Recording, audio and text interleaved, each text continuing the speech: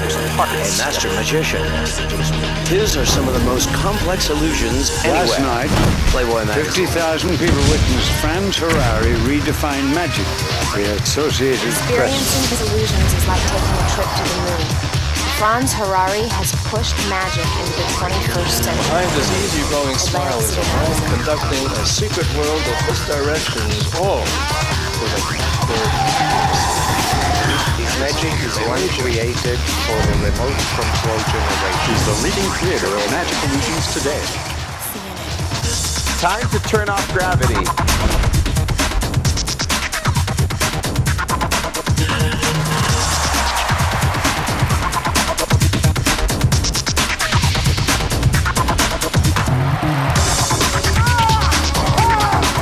You know, to me, the greatest thing about magic is it has become for me a vehicle that has taken me through life. It is a continuous inspiration to learn, to understand the human experience, and even more importantly, to meet people literally all over the world. That's what magic's all about.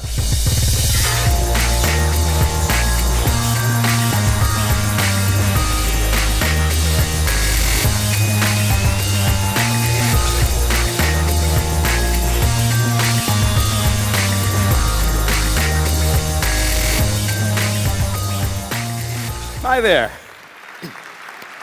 Thanks. I am so happy I can be here with you this afternoon. I actually got a magic set for my birthday when I was 13 years old. And I don't remember what you were like when you were 13, but I was a total geek. And to suddenly be able to do something that my parents weren't able to do or that my teachers couldn't do, that was really empowering. And it fascinated me how there could be all this seemingly real magic inside these toys. So I started analyzing them and breaking them apart. And I found myself fascinated not with how the tricks work, but why they work, the psychology to it all. And what I discovered are some patterns, some formulas. And eventually I started inventing my own formulas. And when I was 20, I got a really lucky break designing all of the magic for Michael Jackson's Victory Tour. And I became, Michael and I stayed friends, through his entire career. I did all of the illusions for all of his concerts really to the end. But I became the guy who designed magic for rock concerts, for pop concerts. And then eventually that led to, doing corporate work and all kinds of other shows. And even today, what I do is I use magic to simulate or to basically fake technology that doesn't exist. What's happened is we're being inundated with all this visual imagery, and there's no way to compete with that live on stage. The only thing that you can do is use optical illusions and basically create those, those graphic effects for a live audience. But the truth is, none of this stuff happens on stage. It happens in your mind, and the real magician is your own imagination. See, what it is within your mind, there are all these little short circuits, these glitches. And what I have found is I've discovered that I can play with these glitches, and I can distort them and actually manipulate them and use those in a weird way against you. For example, let me show you a glitch that you probably didn't know you had. Now, you're all sitting down, so this is good. Put your finger in the air right now. Put your finger out here, up there, in the cheap seats. Finger up, in the air. All right? Now, put your foot out. I don't know if I can do this while standing. With your foot, make a clockwise circle. Keep that clockwise circle going with your foot. And now, in the air, draw the number 6. Do you feel it? Is that crazy? You'll be doing that tomorrow at a party, I assure you. And the way our brains are wired, there are all these cool little things inside there that make all that happen, It's, I'll give you another example. As an illusionist, what I do is I try to take my magic and use it as an artist to communicate, things that excite me, my passions. And what I love is science and technology and science fiction. And I actually want to show you an illusion that I designed based on parallel universes. Now, this actually, there's a music cue. Keep going.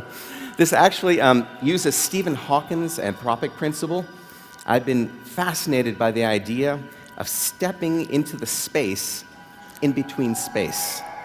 Check this out.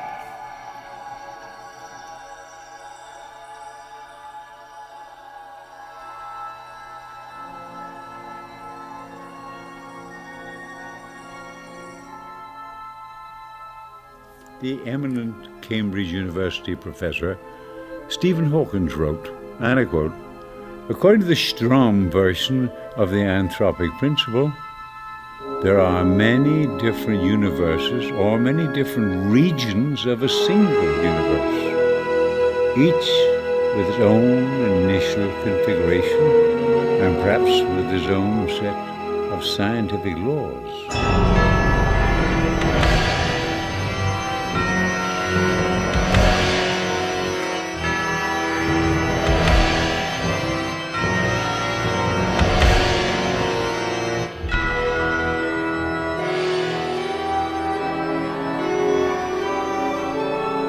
So, with this in mind, it is my belief that in an attempt to enter one of these parallel universes, one must alter the molecular structure of the human body itself.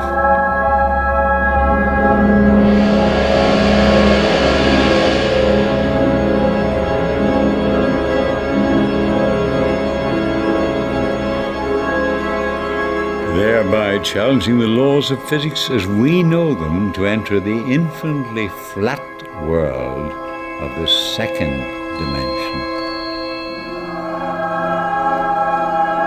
Becoming trapped in a two-dimensional universe, a universe with no front or back, leaving only a shadow visible in this three-dimensional world.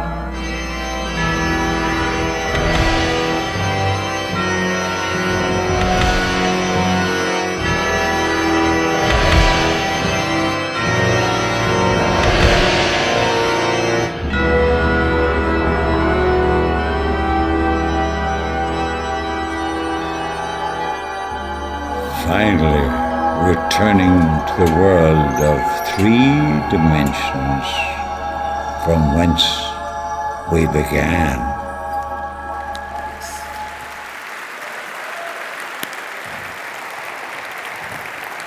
Thanks.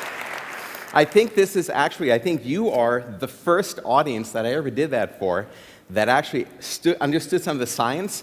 Usually people go, "Oh, Marge, he disappeared. Look at there." So this is my crowd. Hey, I did this thing on time travel. I thought I wasn't going to talk about this, but it's true. I did this thing on time travel where I was going to travel into the future, meet myself from the past, grab this woman from the audience, suck her back into the time. As time travels forward, the present becomes the future, blah, blah, blah. I spent a crazy amount of money on this machine, and the audience goes, "Oh, look, he disappeared. Look at there." I gave up. No. Listen, I'm going to show you one more thing. The bottom line is everything I do is based on understanding how people think. If you can understand how they think, then what I've learned is if for a brief moment, then you can actually control what they think. And if you can control what they think, you can control what they see, and to a very small degree, even control what they feel. Let me show you what I mean. Everybody, put your hands out. Hands out, hands out, hands out. Up there, hands out. Okay? Hands up.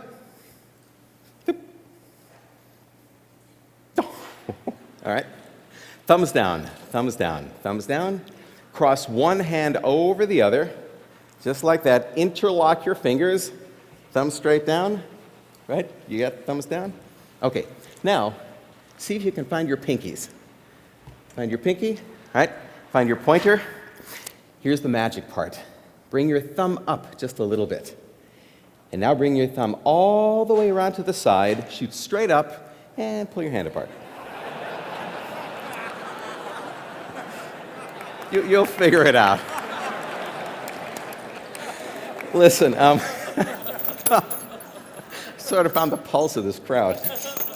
A couple of years ago, I had the opportunity to design all of the magic for a Broadway musical called Ragtime. And in that show, there was a character called Harry Houdini. It was Harry Houdini. So in preparation for it, I did a whole bunch of research, and I learned how Houdini designed his illusions, his escapes, to have an effect on his audience. And I used those same formulas to create some magic that had that same effect on today's contemporary audiences as Houdini had on his. This is actually the chains that were from that Broadway musical. We've got the actual box back here. I'm going to tell you something else. Honest to God, I swear it's the truth. My show is running in New Delhi right now. I was on a plane. I landed from India at noon today at LAX, ran over here. Now, the TED technical team is unbelievable, and yet I've never had a chance to rehearse this. We've never done it, so you're going to watch it for the first time with all of us and just, oh man, cross your fingers. All my life, I wanted to be Harry Houdini. Right here, right there, I am.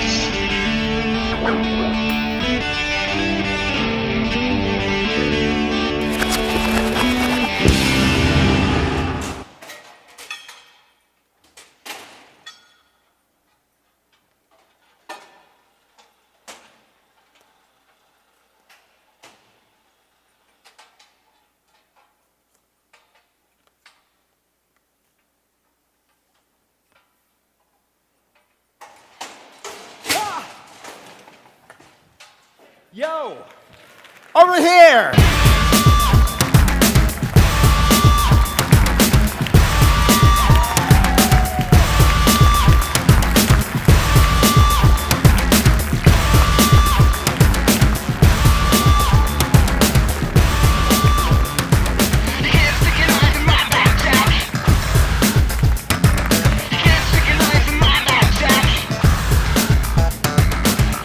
Thank you so much. Thanks. Honest to God, I didn't know if that was going to work. I was sweating those 26 hours on the plane from India. That's all I thought about. I cannot think of an audience that I could have been happier to have shared this with than you guys. You rock. Thanks lots. See ya.